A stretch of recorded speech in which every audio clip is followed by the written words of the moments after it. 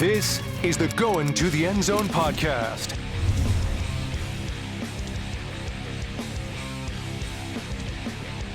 Welcome to this week's show, our Going to the Endzone Podcast. We are coming to you from a special location high atop the Red Barn here in Terre Haute. As you can tell, the Red Barn, head coach of South Vermillion, Greg Barrett, will be our special guest coming up in just a bit. But we're going to break down, guys, week one of the high school football season in the books. We are excited for week two. First off, we're going to get right to it. The biggest game of week two, it's South Vermillion hosting Sullivan Jack. The bronze helmet game on Friday should be a big one. It's the biggest game of the week, like you said. Obviously, South Vermillion, they want to win. They haven't won since, I believe, 2009, so it's been a while, but they're fired up. They had a great performance week one against West Vigo. Dom Garzolini threw 5 touchdowns. You'll hear from him a little bit later. And Sullivan, they had a good performance of their own against North Knox week one. Blake Fraker had some touchdown passes, so good quarterback matchup, good matchup, and it's the game of the week, like you said.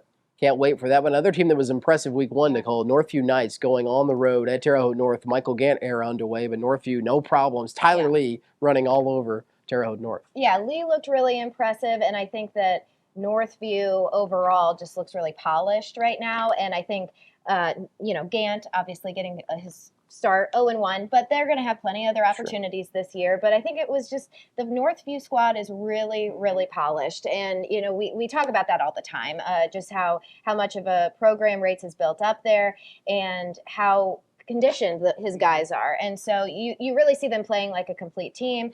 And I foresee that week after week being the case. Last week, Terre Haute South head coach Tim Herron was our guest on the show. South coming up short against Plainfield. They had some fight, but in the end, they start the season 0-1. Still time to get things turned around. Yeah, they got off to a good start in that game. They were up 14-0, and then it just kind of fell apart there in the third, fourth quarter. But they got off to a really good start. They got some good play from those 2 running backs, like we talked to Coach Herron about, Amir Holman and Zaire White. So, I think it's a good sign that they got off to a 14-0 start against a good team like that, and hopefully they can build the momentum from the start into their week 2 game this week. Nicole, things get busier for us this week, as Jack will get a taste of this. Illinois high school football, week one for Marshall, for Casey, for Robinson, a lot of our schools. So we're having more high school football fun added to the Valley. Anything else that stands out as you heading to week 2? Well, you mentioned Marshall. If we're talking about Illinois teams, I think a lot of eyes are going to be on Marshall. Of course, they're waiting for that long-awaited win. They've got a new head coach, and it's always exciting when you get new leadership onto a team, especially a team that has struggled. So really paying attention, I think a lot of people will be to Marshall this week. Linton, of course, going to have another good matchup. Paul Oliver, just firing on all cylinders as we expected him to in week 1. So looking forward to seeing that again. I'm also heading to Eastern Green. They've got North Knox, of course, both looking for their first win of the year. So it'll be a good chance. I don't know the last time I've been down there, so that'll be a nice trip as well. So a lot of good games to get to. Another intriguing game is West Vigo Park Heritage. Yeah. Both teams trying to fight for a dub. And you've got North Davies traveling to North Central, an interesting game. And shout out to North Vermillion. They won at North Central last Friday. They're our play of the night winner for week 1. The scoop and score for 75 yards. Yeah, they had a great performance against North Central, and hopefully they're at Paris this week. So, like you said, Illinois football starting off. But Matthew Dawson, the 75-yard scoop and score. Their quarterback and running back also ran for over 100 yards. So they've got a dynamic running game on offense as well. And Vincent's Lincoln, they had an impressive showing last week as well. That you've done stories on Vincent's Lincoln already. They're on the road this week, a tough one down against Evansville Rights, but Vincent's Lincoln hits the road. They were as good as advertised week 1. 49 points, Xander Hunt, 3 passing touchdowns, 1 rushing touchdown, the reigning conference player of the year. He's going to be fun to watch all season long, and they have big expectations there because they have him leading them. Week 2 of the high school football season will start. Some for 7, some for 8, some for 9 Illinois time. We'll see on Friday night. We'll have you covered on Going to the End Zone. We are just getting started on our Going to the End Zone podcast. South Vermillion head coach Greg Barrett is our special guest, number 1. A couple more guests after that. We're back with more podcasts right after this.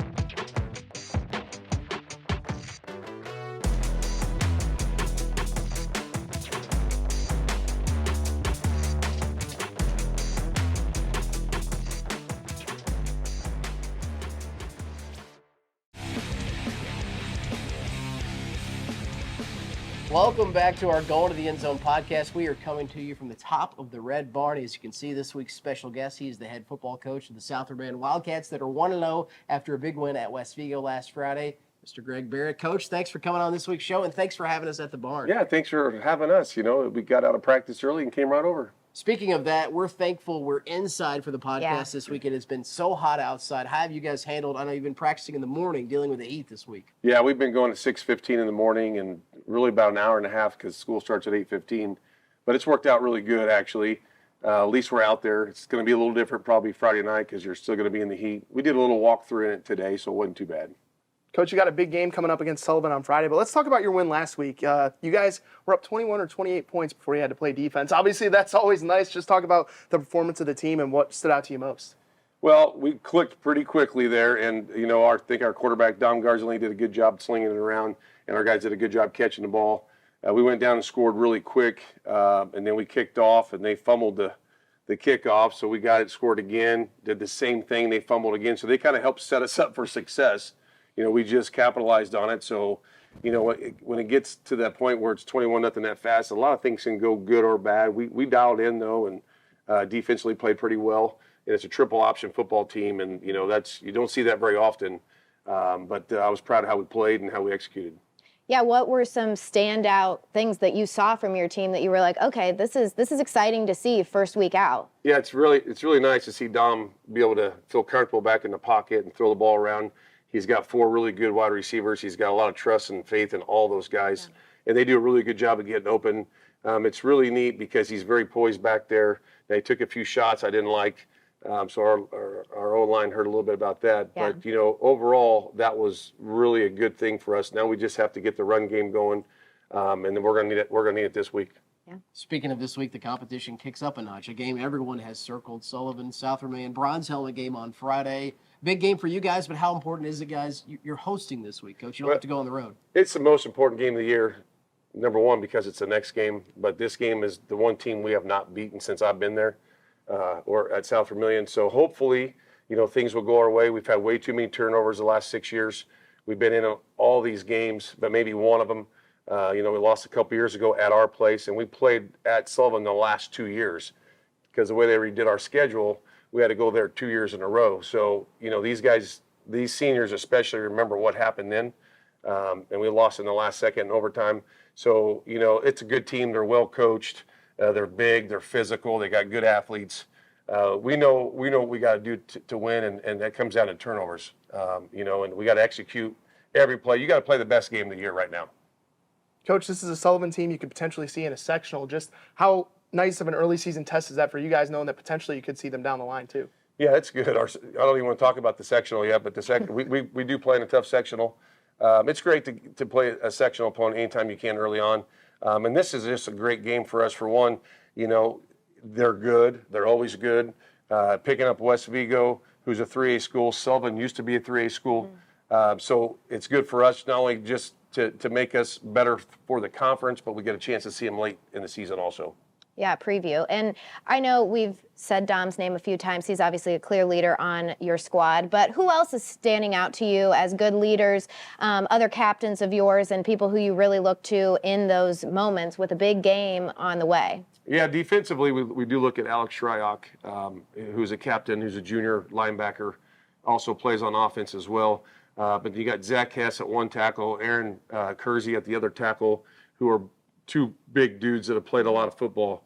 We really need those guys to shine this week for us because we're going to need them up front. But we got a lot of guys on offense too. Dallas Coleman, who's also played in Sam Backer for us, or Robert Backer for us. You know, Aiden Wallace, Dylan Conder, Parker Weir.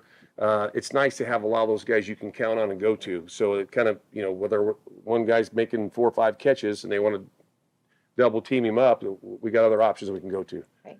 You hear the cliche a lot, the biggest adjustments are made between week 1 and week 2 of the season. Is that true? I know it's nice to have a game under your belts, but now you guys are all trying to make adjustments before you get set for week 2. Coach. No, I agree. And, you know, for us defensively, this is just more of a spread offense like ours. Last week was completely different. And we won't see a triple option football team again, so there's a lot of time spent on that one game. But we've been working on this game for a long time. So we know what we got to do and how we got to play and how we got to perform on this Friday night. Coach, what are some of the biggest strengths of your team? When you look at the team and you say, all right, if we want to accomplish what we want to accomplish this season, it's going to be because of this.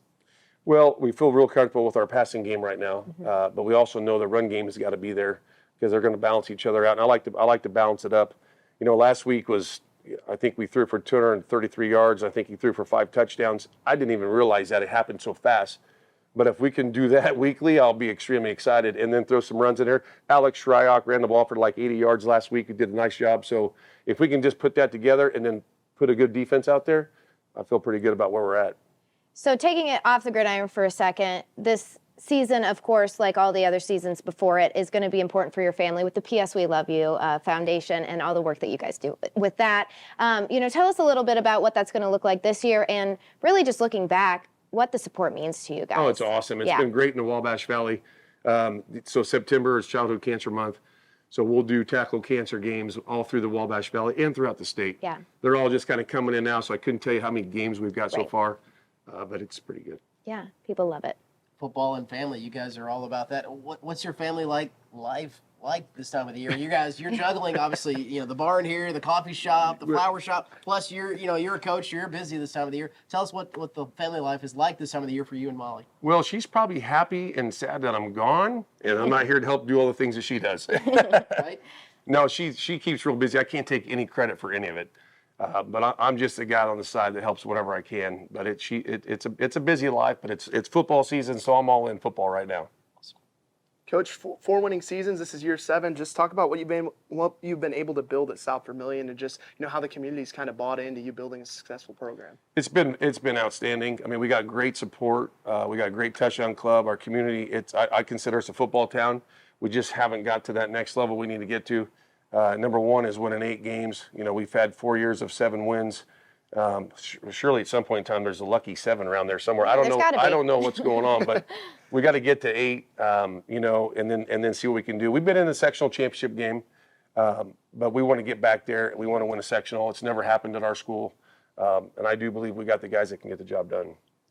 Coach, we're going to put you on the spot for a second. A couple guys that are going to come on the show in the next segment. Something we don't know about the 2 guys that are going to be on our next segment of the podcast. Something non-football related, too, as we go off the gridiron about 2 of the guys sitting right over there. Well, that's going to be a tough one here. I don't know. Let's see. We'll talk about Alex first. What guys wouldn't know about Alex is he's an extremely hard worker off the field.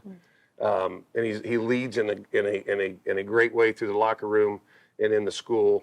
He does all the right things.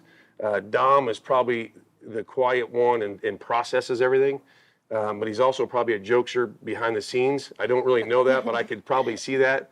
But they're just 2 good guys and they're good leaders.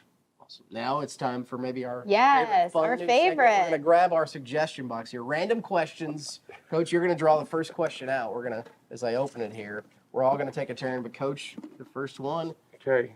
These are random. We have not cheated. We don't know what it's going to say. Oh. I don't even have my If you weren't coaching, what would you be doing? Oh, that's a great one for me. I would probably be delivering flowers and making coffee. Yeah. There you go. Off-season work. Yeah. Off-season work. That makes sense. Yes. All right, That next. makes sense. Okay. Cool. Now, do we all want to answer that? We can all answer. I mean, we're not coaches, but we're not coaches. exactly. You're right. Okay, favorite artist to listen to pregame? That would probably be Eddie Vedder and Pearl Jam. Okay, a good very one. nice. Yes. Ooh. Back in high school, in my high school sports days, AC/DC was the go-to. Nice. Well, I always send my husband, Coach Funk, a good song to listen to pre-games for ISU. Usually they're rap or maybe like some hard rock, but usually they fall into that. Something to pump you up and get you going. Some with a good beat and a good bass. Nice to have a good mixture. I always like Rick Ross, a little Rick Ross pregame. But yeah, everything too. Yeah, Rick Ross. Yeah, the boss. That's right. Rick Ross, the boss. All right, Jack. Yeah. Couple down. I'm keeping mine in my hand. Last week I accidentally put mine Nicole back. pulled And the same one twice last week, so we had to take them out to make sure that didn't happen. All right, let's see what we got here. Favorite NFL coach? Ooh. Favorite team? Favorite coach? You look up to? there is a correct answer. Well, I would say can he be out of coaching now? Yeah, absolutely. Oh, that makes it harder. I love Tony Dungy when he's with the Colts. Just his demeanor. Great answer. I'm a Browns fan, but I'll say Mike Tomlin. Yep. Because he hasn't had a losing season, and I think if he was the Browns coach, they'd be a little bit better than they have been in the last couple of years. I will retweet that, and I'm more than happy to add Coach Cowher to that, and really any Steelers coach that we've had in the past, because we tend to have a pretty good lineup there. The Steelers and Browns getting along. Mike Vrabel starting. Yeah. with the Oh, yeah. Steelers. Yeah, Buckeye, another Favorite good team, so, another good one. Mike Vrabel. We're not biased at all with our answers. Not at all. All right, last but not least, let's make this one a good one here. Best sporting event you've seen in person? Ooh, good Coach, question. we'll start with you. Oh, man. I know there could be more than one, but what one that comes to the top of your head? I'm going to defer that. I got to think about this. Okay. All right, so Indians-Yankees ALDS 2017, the game Lindor hit the grand slam. The Indians were down 8-3. They won 9-8 in like 12 innings. It was great. Nice. Loudest I've ever heard a baseball stadium. Well, baseball. Luke's shaking his Very head because he's a Yankees fan. He remembers it. You guys won the series, though, so. I'd have to say senior year at IU, we hosted North Carolina. They were number 2 at the time. We beat them. It was a packed house. We were like, my group was the first over the balcony, so we had really good spots. And that's all I'll say about that game or that day. But it was great. It was a really good time. So that was a big night in a Bloomington. big night in Bloomington, yes. Back to baseball. I saw the Cubs win the National League pennant against the Dodgers, 2016, Game 6. First time in 75 years. So that's up there. Or Tennessee, Alabama last year. Oh, yeah. 1A, 1B probably. Coach, Very now nice. We've deferred to you. Well, the one that stands out would be Notre Dame Navy. Ooh, yeah. And Notre Dame won in the last minute, and they had to drive the length of the field. And I can't even tell you what year this was. But I was at that game, and it was very exciting. Very cool. Notre Dame Navy coming up this week, Yep. and you can watch it on WTWO. Coach, thanks for coming on Yeah, the thank show you. this week and having us here at the Red Barn. Thank you. Appreciate it. We are back with more Going to the End Zone podcast with a pair of Wildcats right after this.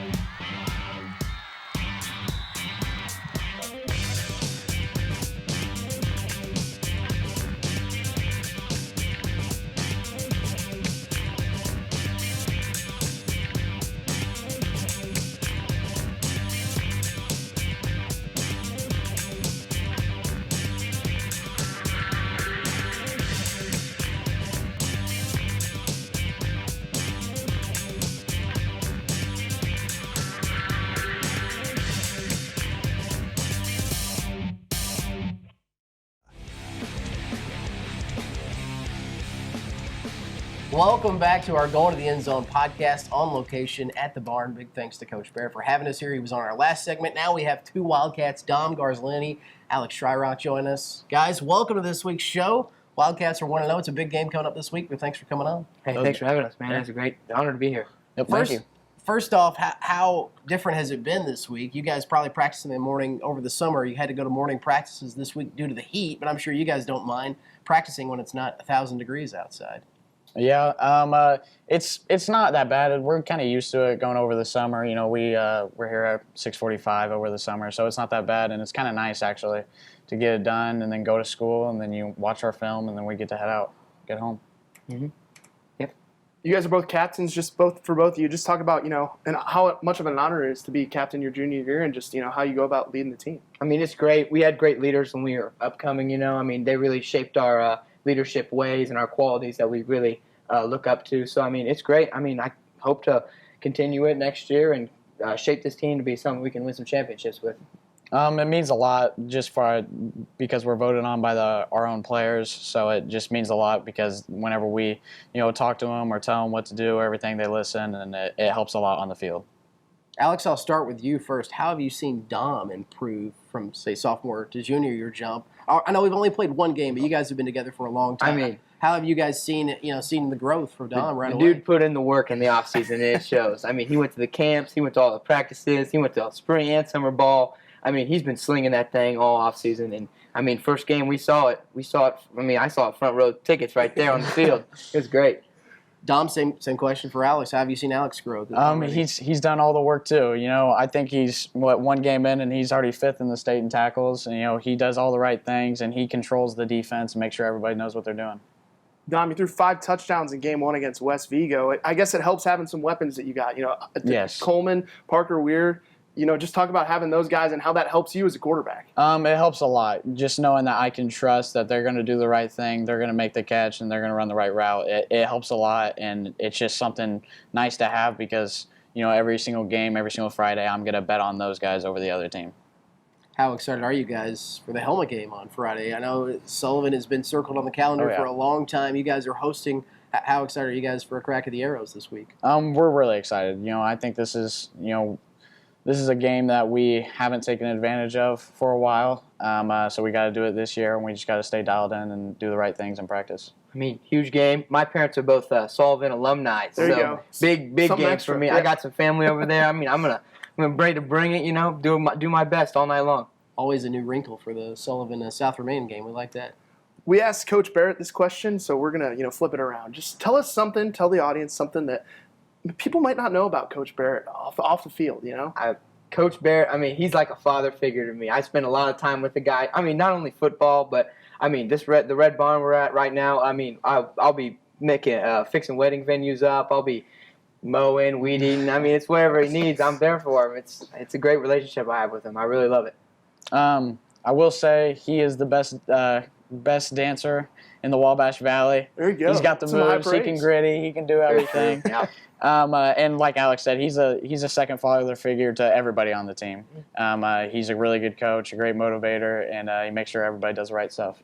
You guys have been a part of PS We Love You for some time now. What does it mean to see the state kind of come together for that? That's down the line in September. Plenty of other big games before then, but such a great cause to help with the PS We Love You. You guys have been a part of that before. Yeah, it means a lot. It means a lot to everybody, and it makes the game so much more important to go out there and win. It means so much to see as a community, and I mean, multiple communities care so much for this very important cause. I mean, to put that jersey on, it means so much to our team. I know that for sure. You guys are coming off another winning season last year, but you guys want to win that sectional. I mean, Coach was saying you guys haven't won a sectional at South Vermilion. And does it feel like this is the year? Are you guys more motivated than ever to get that done? We're going to bring it. I mean, we're going to do everything. We've been preparing. We've put the work in to do so. I mean, we got the guys. It's going to be our year.